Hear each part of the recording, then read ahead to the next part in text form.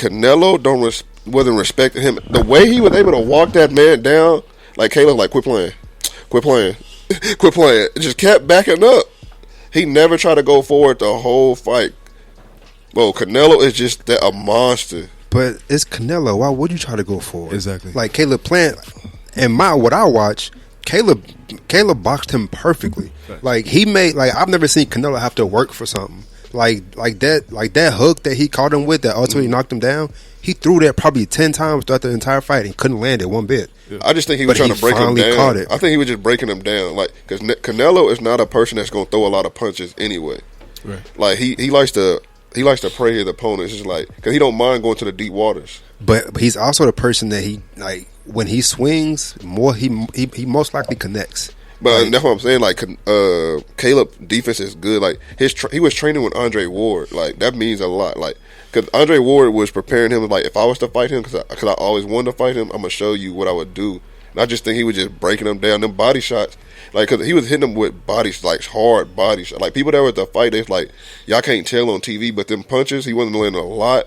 But them punches sounded way different than what Caleb punches was sounding like. Yeah. So it's like, yeah, he not throwing a lot, but everyone he lands is like 5. Can you slide me my phone?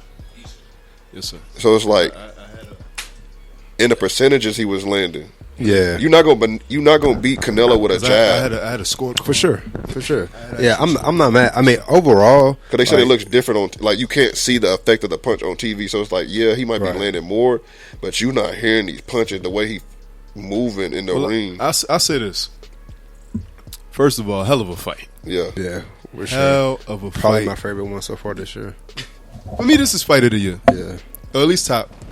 Like, because people were saying Deontay and Fury was fighting. No. You don't get whooped for 5 rounds straight and then call that a fight of the year. Like a rag doll, too. Listen. My bad. You can't stop the rain. Sorry, bro. I that was real disrespectful. Right. But look.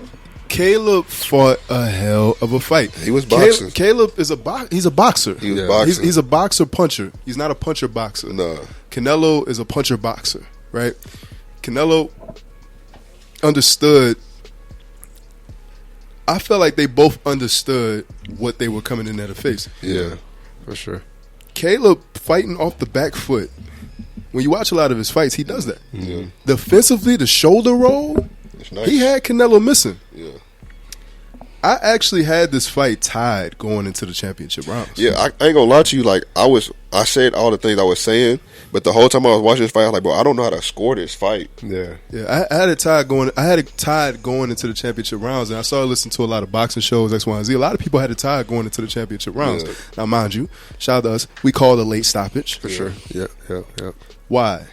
Because Caleb is a defensive genius. Right? Now, what this fight showed me about Caleb, which is kind of a con, he doesn't have as much power as I thought he did. Oh, that's what I was listening to Sean Porter podcast, and he was saying that he's not as strong as he believes he is. Right. I was like, damn, but that's disrespectful. Right. But I felt like he knew that. Because he said he sparred with him a little bit. Yeah, I felt like he knew that in this fight. So we get in the fight, and of course Canelo's wanting to bring the fight to the middle of the ring, X, Y, and Z. He's stalking Caleb. Like you said, it's those body shots. Canelo he did this with Kovalev. He did this with Billy Joe. He does this with bigger fighters in general. With smaller fighters his size, he going straight for the head top. Fighters that got 4 or 5 inches in height on them, well, that body not going nowhere. But he even said it in one of his 24/7s. He everything, forearm, shoulder, all that stuff that you don't think is affecting you in round 3, like, that start hurt because you look at it. Because again, it was an even fight. Yeah, Caleb going into that 11th round is like, bro, this can go down to the decision. Now, mind you, Canelo does not lose decisions. So in my mind, I'm like, Caleb need a knockout. Especially selling 70,000 seats. But I know Caleb not getting a knockout. So I thought Canelo was on his way to fight anyway, win the fight anyway, especially if it went down to decision.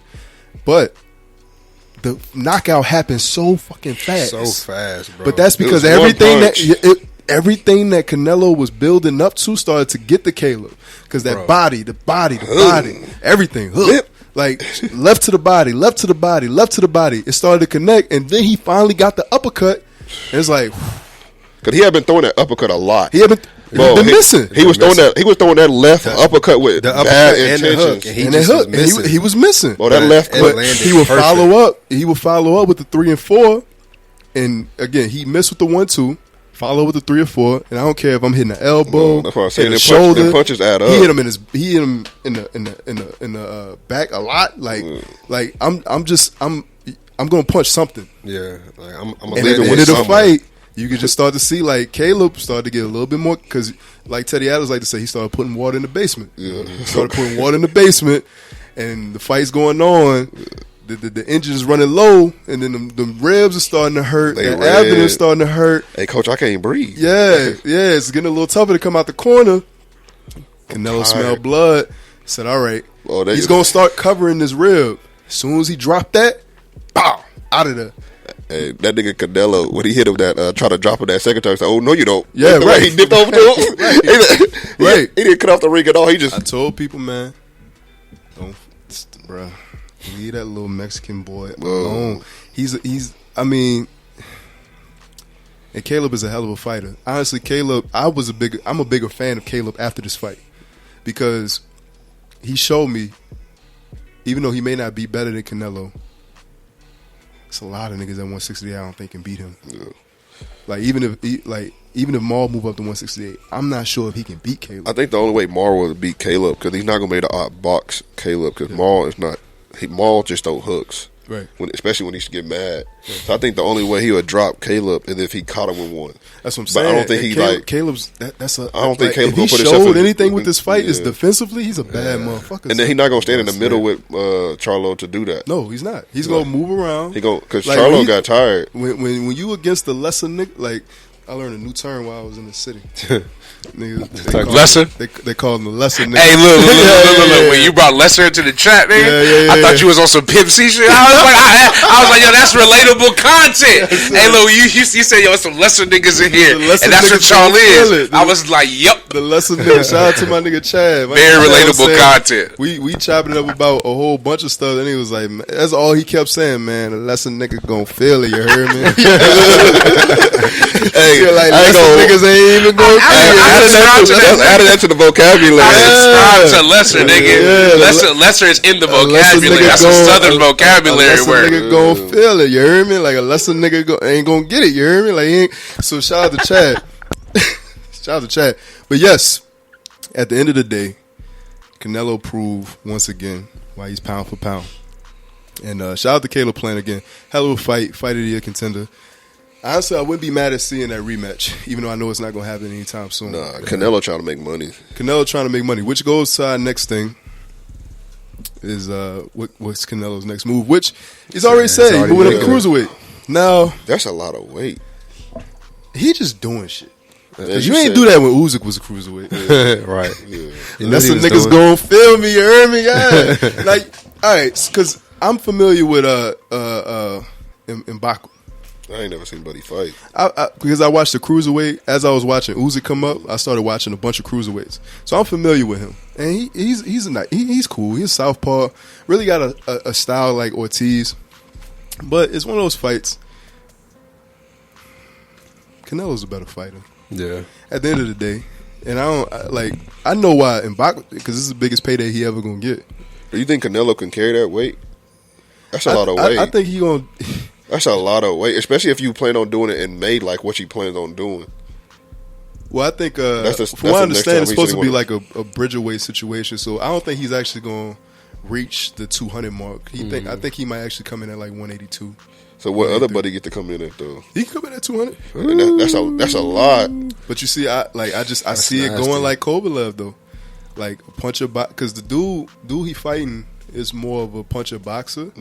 So. It has the potential to be an entertaining fight. That boy's strong. And he's strong. He's strong as hell. Like, it has the potential to be an entertaining fight, but Canelo's just going to outbox him at the end of the day. And if it go to the decision, you know Canelo's not getting a decision.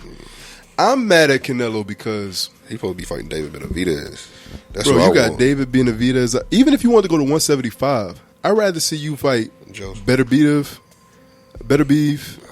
or Dimitri Bivol. Yeah. You already went to 175. You fought a Sergey that, shout out to him, he threw that fucking fight. Bro threw that fight. But he just needed a check. He was going through an assault charge and all that. He needed a check. Fair. But you had Better Beef, and then you have Bivol. And then at 168, you got Maul, you got Benavidez. Benavidez just knocked somebody. He said, the first name he said was Canelo. Yeah. What the, like, at this point, you're going for chips that we don't care about. You're trying to build up this resume of being a 5 division, and it's like, bro, we don't care, bro. Are you fighting the best fighters available? Yeah, especially when you got dogs already like lined up perfectly. Lined up. And so, I mean, he chasing Pacquiao. Pacquiao had to fight dogs. Yeah, Pacquiao moved up to 147 and was fighting Keith and AB. Shout out to AB. Like, I mean, took that ass whooping to Ugas, but hell, if it wasn't him, it was gonna be Errol. Like you move up to fight the best of the best, and there's no knock against the cruiserweight division, but come on, bro. Ain't no. Come on, it's lesser niggas up there.